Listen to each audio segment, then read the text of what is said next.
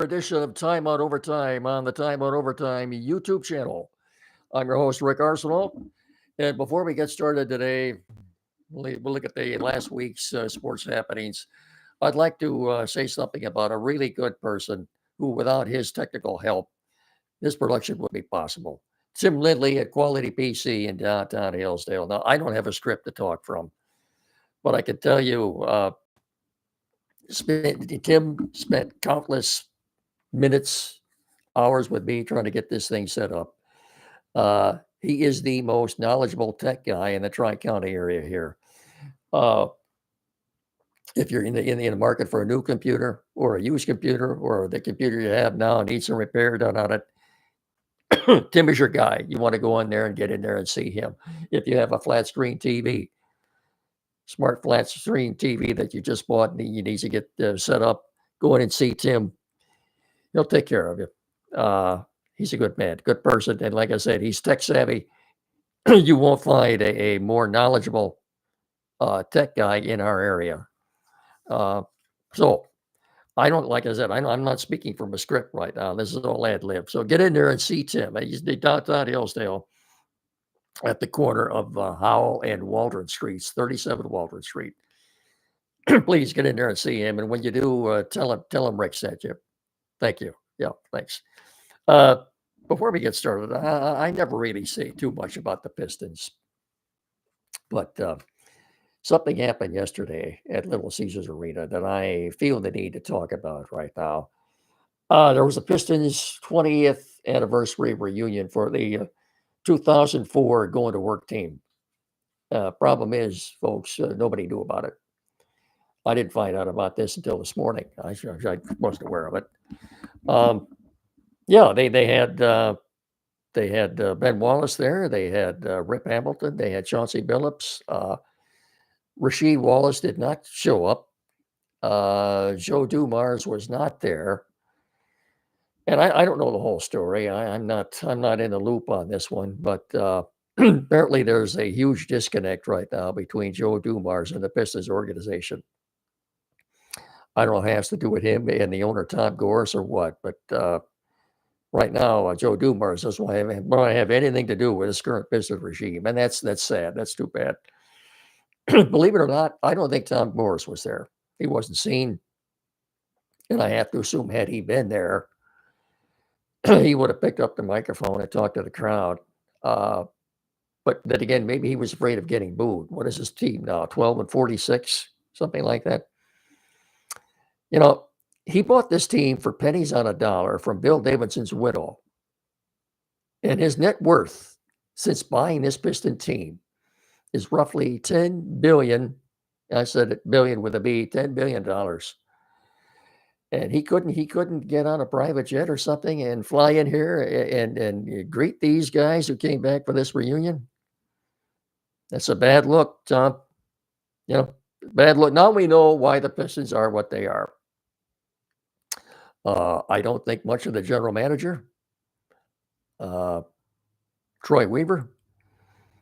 I don't see this team getting any better as long as Tom Gores is the owner. He doesn't care. Well, maybe he does care. You know, he talks about all the things he's done for the city of Detroit, putting up basketball courts in low-income areas. I guess that's the most relevant thing for him. Never mind the product or quality of the product on the court, because it doesn't matter to him. But now this is a clear-cut case, folks, and now you see why the Pistons are in the predicament they're in right now, squarely because of their owner. And it's sad. It's sad, and I don't see anything changing. So I've vetted on the Pistons. I promise you're not going to hear me say much about them ever again, but I think this is just something that had to be said. And let me fix that here. And it's said, and we've done it, we've said it. So we'll get on to something more pleasant here. Lions free agent last week. Lions free agency last week. I took the time to sit down and grade Brad Holmes on the signings he made last week. Again, this is just my humble opinion. Number one, of course, being DJ Reader, the defensive tackle out of Cincinnati. This guy, folks, is a really good person and player. With that signing, the Lions now have the best defensive tackle tandem in the National Football League. He goes about 6'3", 335. He'll turn 30 when camp opens up. And my notes are a little in disarray right now. And I'm looking for the page where I put the grades on here. And here they are. Okay. I give the signing of Reader an A+. He will collapse the pocket. Now his quarterback pressure last year, he had 22 of those. That's more than any other Lion had. I think McNeil had 20. And he will be, it's not too often that right after you sign your contract, you go out and meet the press, but he did. And he had a lot of good things to say about the Lions. And he's here because he wanted to be here. He was actively, openly rooting for the Lions during the playoffs. He was constantly tweeting out. And this guy he's happy to be here, and we're happy to have him. But I gave that an A+. I gave the signing of Meek Robertson from the Raiders a B+. He's only 25, and when it's all said and done, this guy could turn out to be our best cover guy back there. The Carlton Davis III, I gave that a B. I know he came out and he didn't impress too many people wearing sunglasses during his initial press conference, but it's a definite upgrade to what we had back there before. The Khalil Dorseys and the Kendall Vildors and the Jerry Jacobs are gone. These guys are in. And don't forget they re-signed Emmanuel Mosley, coming off 2 torn ACLs. I don't know how much of a role he's going to play back there, but they also re-signed last week. They brought the kicker Badgley back. So I don't know. I don't know if they're going to draft a kicker or not. That's quite possible. But in the course of doing what he did last week, Brad Holmes accumulated more draft capital for next year.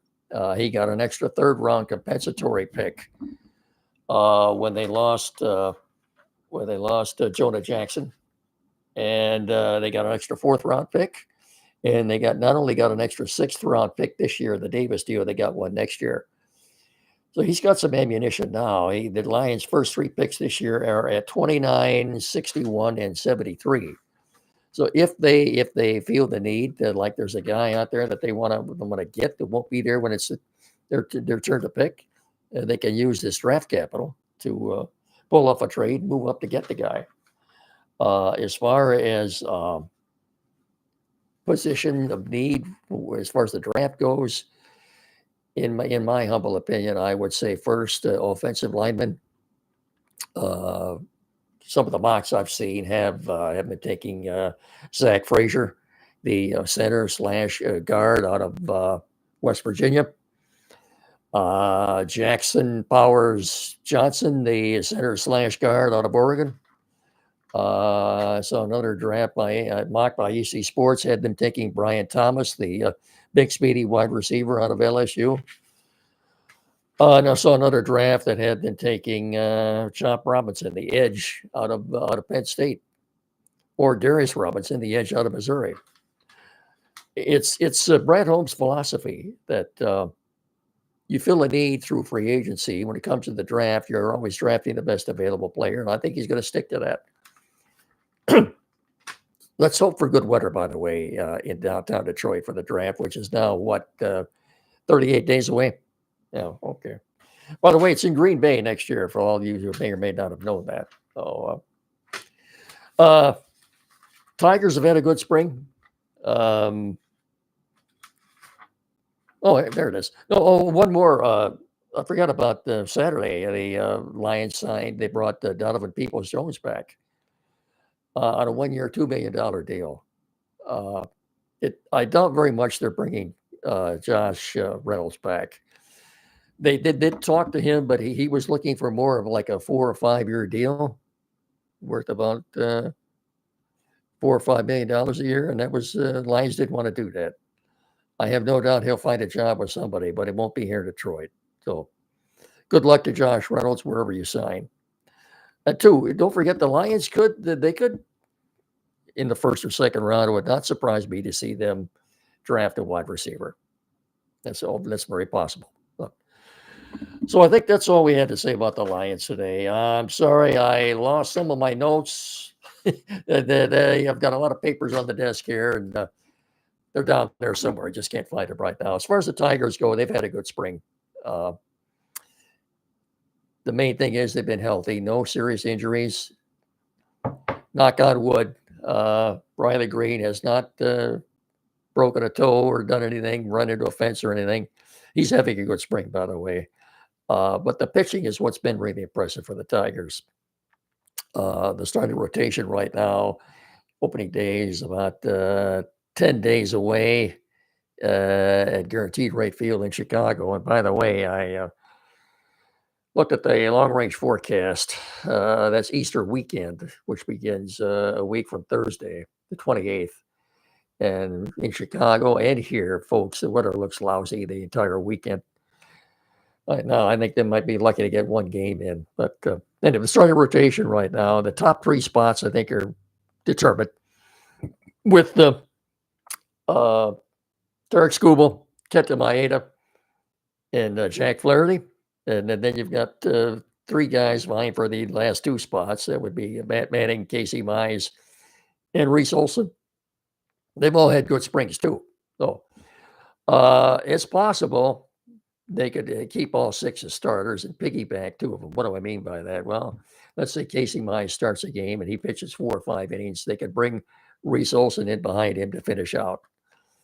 And the bullpen, it looks like it's coming together too, with Jason Foley and Tyler Holton and Alex Lang and Andrew Chafin. It just depends on how many guys they want to carry in the bullpen too. You want 7 or 8 guys in your bullpen because Alex Faedo's had a good spring. He's capable of pitching multiple innings, as is Bo Brisky and even Joey Wentz. Of course, all these guys aren't going to make the opening day roster. The ones who don't will end up in Toledo. The only problem is Wentz, I think, is out of options.